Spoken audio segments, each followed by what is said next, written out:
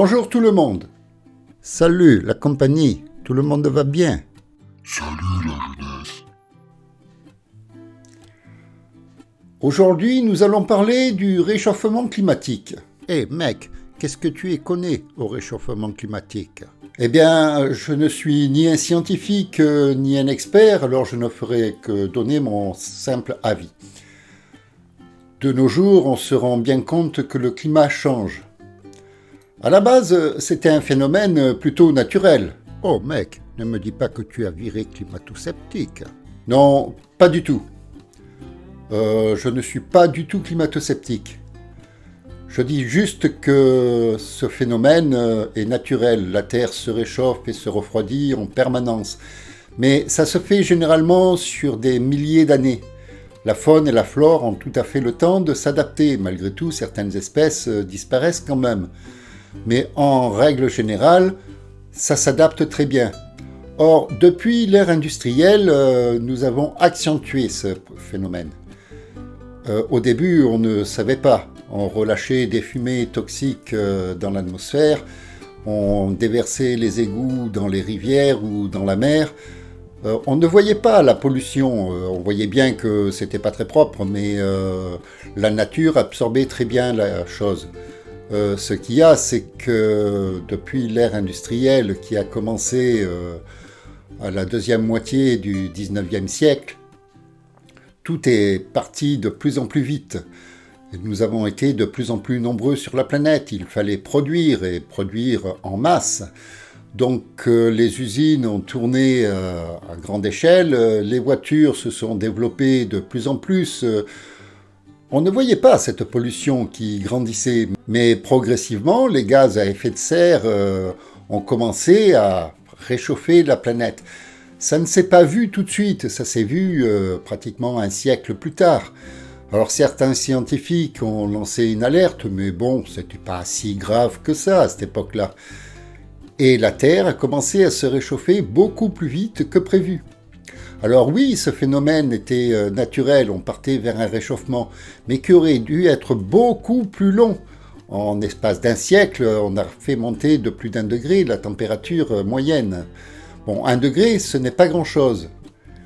Mais c'est énorme. Si on prend qu'entre les pôles et l'équateur, la température moyenne de la Terre est à peu près 15 degrés. Là, la température moyenne est passée au-dessus de 16 degrés. Si bien que l'air se dilate, ça laisse plus de place pour se charger d'eau, et la vapeur d'eau est peut-être un gaz à effet de serre plus efficace que le carbone. Donc plus l'air se dilate, plus il y a d'eau, plus ça se réchauffe, plus ça se dilate, et là le phénomène part en flèche. Si on ne fait rien, d'ici 1 siècle ou 2, la Terre deviendra invivable. Si on prend le cas de Vénus, c'est un peu ce qui s'est passé sur cette planète. Au début, Vénus était sans doute une planète habitable. Même la vie aurait pu se développer sur Vénus, comme sur Mars. Les 3 planètes étant dans la zone habitable du Soleil, ça aurait très bien pu se produire. On ne sait pas vraiment. On ne peut pas le prouver. Mais les gaz à effet de serre de Vénus ont fait monter en température. Plus la température est montée et plus les gaz à effet de serre ont été efficaces. Et finalement, Vénus fait 450 degrés en moyenne, ce qui est énorme. Sur Mars, ça a été plutôt l'inverse. Il n'y a pas eu assez de gaz à effet de serre et la planète s'est refroidie. Donc des 3 planètes habitables, seule la Terre a tiré son épingle du jeu. Mais la Terre commence à se réchauffer dangereusement. Ce n'est pas encore dramatique, on peut encore inverser la vapeur, si je puis dire. Mais si on ne fait rien, bientôt la Terre deviendra invivable elle aussi. Je suis d'accord, mais qu'est-ce que tu peux y faire? Eh bien, on peut faire des petites choses de tous les jours. Par exemple... Bon, là, les véhicules sont en train de partir vers l'électrique de plus en plus. Mais le problème, c'est que les gens ne veulent pas de l'électrique. Et pourquoi? Tout simplement parce qu'on n'a pas su gérer le départ. Déjà, avec des véhicules électriques, on a des problèmes d'autonomie. Ça s'arrange de mieux en mieux. De temps de charge, ça s'améliore aussi, mais c'est toujours très long. Et donc, les gens ne sont pas trop positifs déjà pour l'électrique pour ces raisons-là. En plus de ça, eh bien, les constructeurs ont voulu tirer la couverture à eux. Dans leur grande stupidité, ils ont mis des cartes pour recharger, si bien que pour aller à cette borne, il te faut cette carte, pour aller à l'autre borne, il te faut l'autre carte, et ainsi de suite. Si bien que tu dois avoir des multicartes, qui évidemment ne sont pas gratuites, donc ça fait un budget qui commence à coûter cher, et ça finit par coûter plus cher que l'essence elle-même. Donc les gens se rabattent plus vers l'essence parce que l'électrique ne présente pas vraiment d'avantage. Alors, c'est plus cher à l'achat et on se dit que dans le temps, ça deviendra moins cher et c'est une économie. Le problème, c'est que quand on arrive à la fin du crédit de la voiture, on n'est pas loin de devoir changer la batterie. Et une batterie, c'est aux alentours de 15 000 €. Ce qui fait repartir sur un autre crédit pour changer la batterie du véhicule. Ce qui, à mon sens, est moyennement rentable. Alors oui, à terme, ce sera moins cher que l'essence, mais peut-être qu'un tout petit peu moins cher. L'essence va aller en augmentant parce qu'elle se raréfie, donc de toute manière, on est obligé de changer d'énergie. Ceci dit, les voitures électriques n'étaient pas la seule option. Et on aurait dû préférer une autre option, par exemple l'air comprimé. L'air comprimé ne rejette pas de carbone. Les voitures n'ont pas ces batteries énormes qui les alourdissent, donc sont beaucoup plus légères. Un autre avantage, c'est que l'air, pour l'instant, on en a. J'espère qu'il ne va pas se raréfier lui aussi. Alors, le principe de la voiture à air comprimé, c'est de l'air qui est comprimé, qui devient liquide tellement il est comprimé. Et lorsque l'air s'échappe, ça propulse la voiture par les turbines. Donc, l'autonomie, je ne sais pas. Je sais que l'air liquide est moins coûteux que l'essence. L'avantage, c'est qu'on peut recompresser aussi en roulant, en aspirant de l'air pollué, puisqu'il sera pris à hauteur du sol, là où se trouve le maximum des poussières, filtré et recomprimé, ce qui ne donne pas un mouvement perpétuel, mais qui donnera un peu plus d'autonomie. L'avantage, c'est que ça rejette de l'air froid et propre. Donc un véhicule qui pollue beaucoup moins. Il y a toujours de la pollution par le frottement des roues sur la route, les plaquettes de frein et X choses, mais qui sera beaucoup moins polluant que le carburant fossile. Ça aurait pu être avantageux. On pourrait recomprimer à la maison ou faire le plein dans des stations en air liquide. Si on n'est pas assez doué pour le faire, ça pourrait créer de l'emploi pour qu'il y ait quelqu'un qui vienne nous faire le plein. Ceci dit, les véhicules, ce n'est pas la seule chose. Il y a plein de petits gestes de tous les jours. Quand il fait trop chaud dans la maison, on a tendance à ouvrir un peu la fenêtre pour rafraîchir. Non, il serait plus judicieux de baisser un petit peu le chauffage, baisser d'1 degré, on s'en rend même pas compte, et par contre, ce serait énorme. Mais ça, c'est rien du tout, si tu es le seul à le faire. Oui, bien sûr, c'est une goutte d'eau dans l'océan, Ange, je suis d'accord avec toi. Mais si tout le monde le fait, si tout le monde trie ses déchets, si tout le monde chauffe un peu moins la maison, si tout le monde est un peu plus respectueux, eh bien, ce ne sera pas grand-chose. C'est juste des petites habitudes très simples qu'on peut prendre et qui deviennent automatiques. Autrefois, on fumait à l'intérieur des pubs, à l'intérieur des bars, des restaurants. C'était tout à fait normal. C'était juste interdit au cinéma parce que la fumée gênait l'écran, mais c'était à peu près tout. À présent, on ne fume plus à l'intérieur. Et on en a pris l'habitude, tout simplement. C'est devenu tout à fait normal. La cigarette est de plus en plus remplacée par le vapoteur. Ça aussi, ce sont des habitudes qui changent. Et il y en a au passage qui ont pris carrément l'habitude d'arrêter de fumer. Personnellement, lorsque j'ai arrêté de fumer, le budget de mes cigarettes sont passés dans le crédit de ma moto et dans l'assurance. Avouez que rouler sur une Harley, avoir l'assurance comprise dans le prix que me coûtaient les cigarettes, c'est plutôt avantageux, vous ne trouvez pas?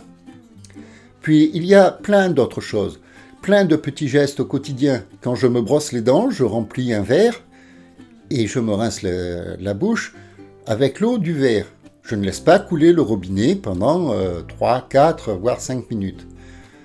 Ce sont des petits gestes insignifiants de tous les jours qui nous permettront peut-être d'inverser un petit peu la vapeur.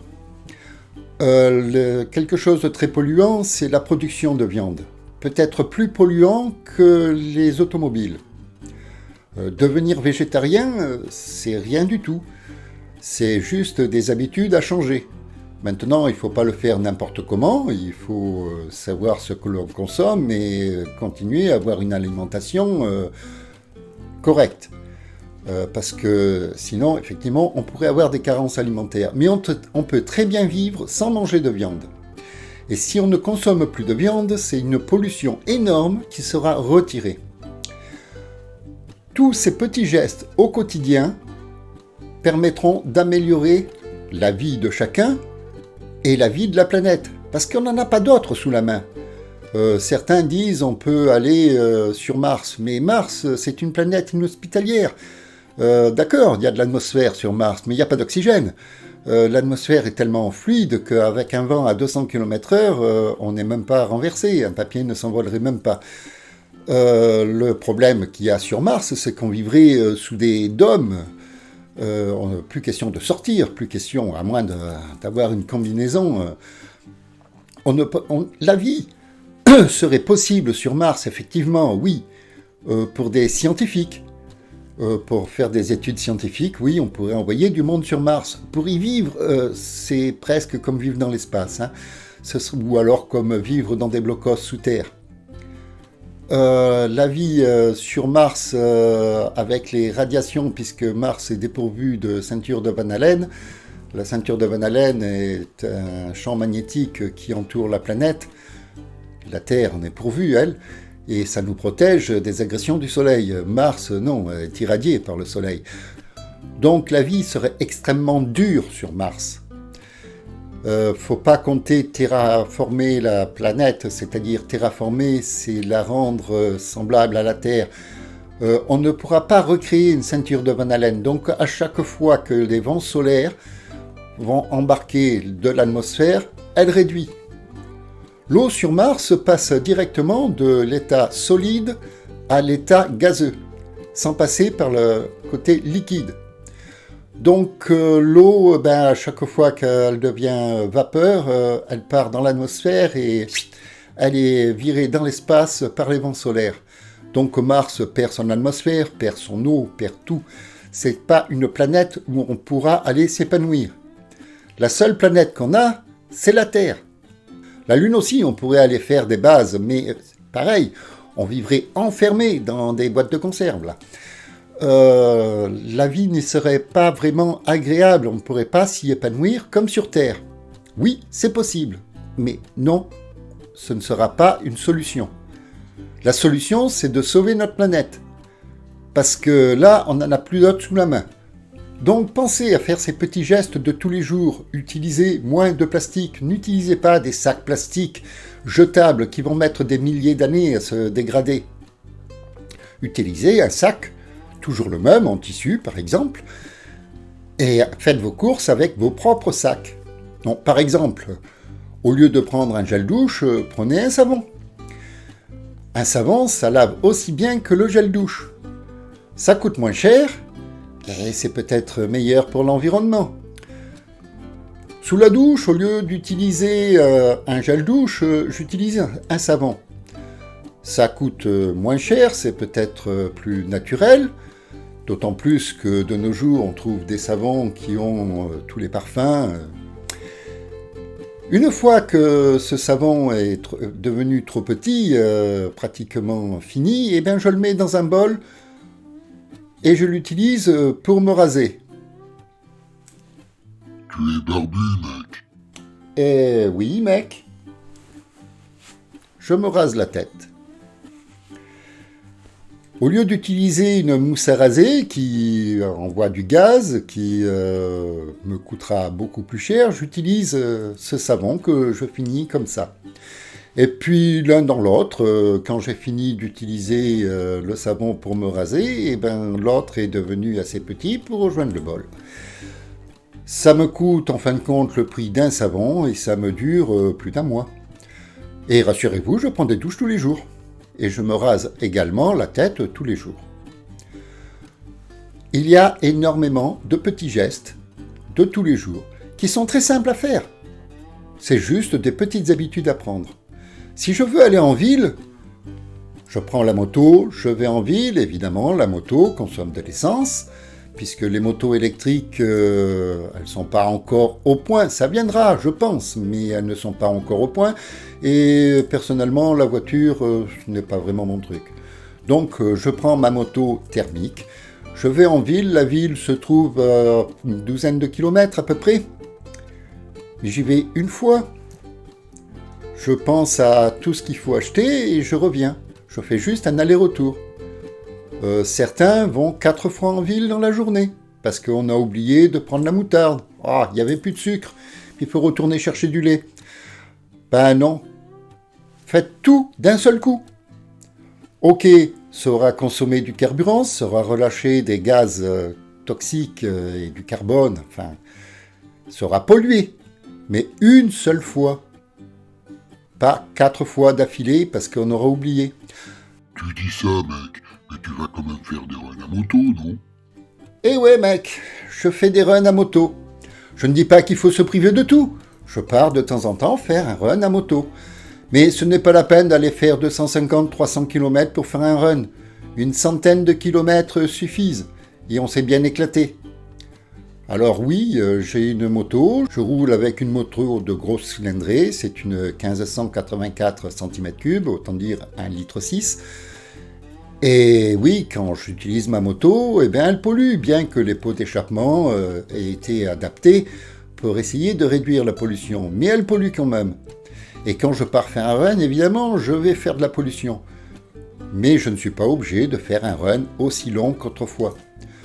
Autrefois, on ne regardait pas ces choses-là, on n'y faisait pas attention. Et pourtant, aujourd'hui, on se rend compte que ce sont des petits gestes de tous les jours qui peuvent réduire efficacement si on s'y met tous. S'il n'y en a qu'un qui le fait, ça ne sert à rien. Mais si on s'y met tous, on pourra faire quelque chose. Je vais vous raconter une petite histoire. Dans la savane, il y a un incendie qui s'est déclaré. Alors tous les animaux partent le plus loin possible. Et il y a une mouche qui va au point d'eau, elle ramasse une goutte d'eau. Elle retourne à l'incendie, elle lâche la goutte d'eau. Et elle retourne à la mare chercher une autre goutte d'eau. Elle retourne à l'incendie, elle lâche sa goutte d'eau et elle continue comme ça. Il y a l'éléphant qui la voit passer, comme ça. Puis qui l'arrête et il fait « Hop, stop, ça sert à rien là ce que tu fais. » Et la mouche lui répond « Oui, mais je fais ce que je peux. » Si tout le monde fait un peu, on pourra faire quelque chose. Alors, j'espère que je serai entendu. Cette vidéo n'a pas été du tout préparée. Je n'ai rien écrit. Elle est complètement intronisée. Hein? Elle est quoi, mec? Hé mec, qu'est-ce que tu racontes? Improvisée. Mais qu'est-ce que tu écris mal, Ange? Enfin, voyons, qu'est-ce que ça veut dire, ça? Et bon, il faut que tu me coupes ça au montage, sinon on a l'air de quoi, là? Donc, je reprends. Cette vidéo a complètement été improvisée. Alors, mis à part la petite blague, c'est vrai, je n'ai rien écrit du tout. Je venais de tourner une vidéo pour mon autre chaîne et j'en profite pour tourner celle-là simplement à l'improvisation. Alors, j'espère que cette vidéo vous aura plu, que certains et certaines seront touchés et vont essayer de changer leur habitude pour essayer de faire un petit quelque chose contre ce réchauffement climatique qui nous amènera peut-être à notre perte. Merci de m'avoir écouté jusque-là. N'oubliez pas de partager, liker et commenter la vidéo si elle vous a plu. Si elle ne vous a pas plu, vous pouvez mettre un pouce en bas. Je ne serai pas fâché. J'en tiendrai compte. Et puis, si vous n'êtes pas encore abonné, ça coûte rien de le faire, c'est gratuit. Et c'est bon pour l'algorithme de YouTube qui repère plus il y a d'abonnés, plus elle mettra la chaîne en avant et plus la chaîne pourrait être visible. Et comme je ne sors pas mes vidéos régulièrement, c'est très aléatoire, alors cliquez aussi sur la cloche. Comme ça, vous serez averti des prochaines vidéos. Eh bien, cette vidéo est à présent terminée. Et prenez toujours le temps et le plaisir d'apprendre. Au revoir à tous et j'espère à très bientôt. Salut l'équipe, et ne bougez pas trop pour ne pas réchauffer la planète. Salut la jeunesse. Bye bye et rendez-vous à la prochaine vidéo.